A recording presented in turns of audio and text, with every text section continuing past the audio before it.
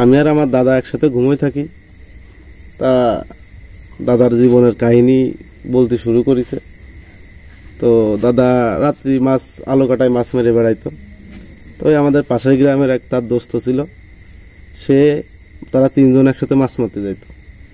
তা তাকে তিনজনের ভিতরে কথাবার্তা হয়েছে যে যে আগে ঘুমের থেকে উঠবে তার বাড়ি যে সে ডাকবে। তখন দাদা সবার আগে ঘুমের থেকে উঠিছে।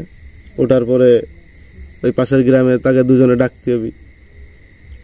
হাতে হচ্ছে যে সেই গাজে রয়েছে, আগে তো গাজেই মাছ রাখার জন্য যে পাত্র সে গাজে ব্যবহার করত।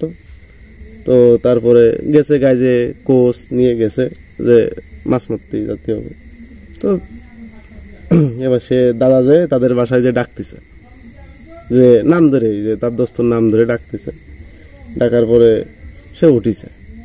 ওঠার পরে বলতেছে যে এই সকাল হতেছিল, চল মাছ মারতে চল। কিন্তু সে দাদা বাড়ি শুয়ে রয়েছে, এখন তার কাছে যায় এভাবে ডাকতেছে, দাদার উসলত নিয়ে গেছে যে ও ভাবিছে যে দোস্ত হয়েছে জাতীয় মাছ মারতি।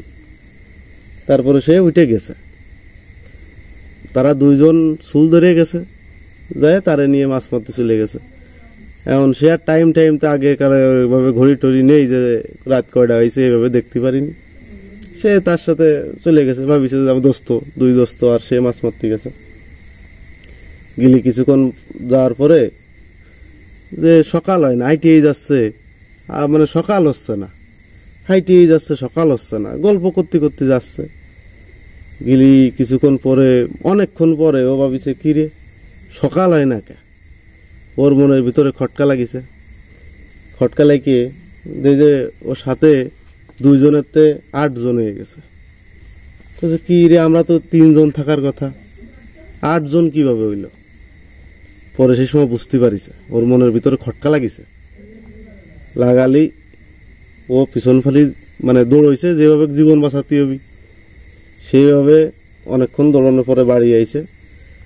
ভয় পড়ে সেই ওই বারান্দায় এসে অজ্ঞানে পড়ে গেছে। তো এইটুক কইল।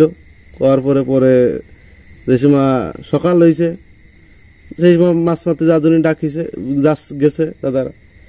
গিলি দেই যে ওইরকম এই অবস্থায় পড়ে রয়েছে। পড়েও কাহিনী টাহিনী কইল যে হয়েছে।